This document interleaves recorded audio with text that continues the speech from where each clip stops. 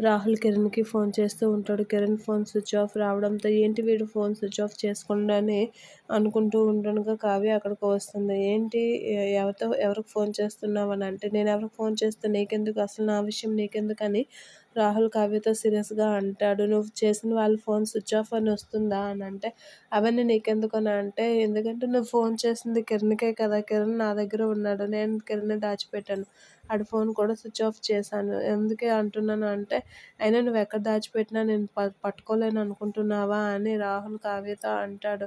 ఎందుకు నీకు బండారం బయటపడడానికి మరో ఎన్ని రోజులు లేదు, రెడీగా ఉండు ఇంటి నుంచి బయటకి వెళ్ళడానికని కావ్య రాహుల్‌తో అంటే, అంత లేదని రాహుల్ కావ్యతో అంటాడు.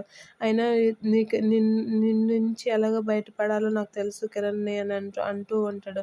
నువ్వెలా బయటపెట్టినా ఇప్పుడు మాట్లాడింది కూడా రికార్డ్ చేశాను కదా! ఆ విధంగానే నువ్వు దొరికిపోతావని కావ్య రాహుల్‌తో అంటూ ఉంటుంది.